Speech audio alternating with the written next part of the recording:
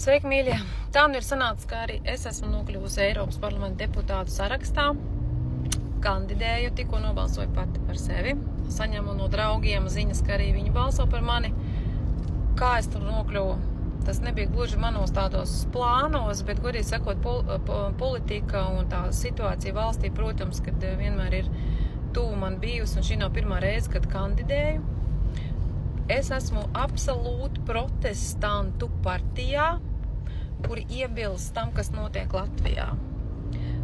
Man gribās, lai mūsu valsts plaukst, lai mums attīstās ražošana, lai mums ir atvērtas durvis investīcijām, lai mūsu lauksaimniecība arī plaukst, nevis iziet ielās un protestē pret notiekošo. Iedomājieties, kāds absurds, ja lauksaimniecība tika atzīta par veiksmīgāko nozari valstī. Un iziet ielā protestēt, cilvēki izbrauc, mums trūkst darba spēks, ja, visas šīs te pārējās nekārtības, kas ir Latvijā, ja, mums ir bijis krietni daudz laiks, lai mēs būtu labāk attīstīta valsts, nevis, te teikt, Eiropai pakaļ skrējēji.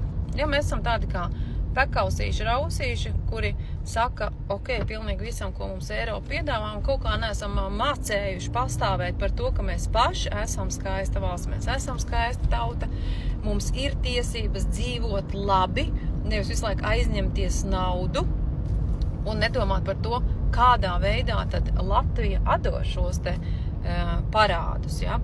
Tā kā, nu, tas ir tas, kas šobrīd notiek. Es esmu par Latviju, par stipru Latviju, un esmu absolūti protestantu partijā, kas ir arī par Latviju un stipru Latviju. Tātad, ja tu vēl nezini, par ko balsot, paņem 7. sarakstu, tie ir jaunatvieši, un es tur esmu numur 6. Lūk tā. Ej nobalsot par Eiropas parlamenta deputātu. Balso par tiem, kuriem tu tici, kuriem sirdī ir svarīga Latvija, nevis piepildīt tikai savas kabatas un izdabāt citām tautām.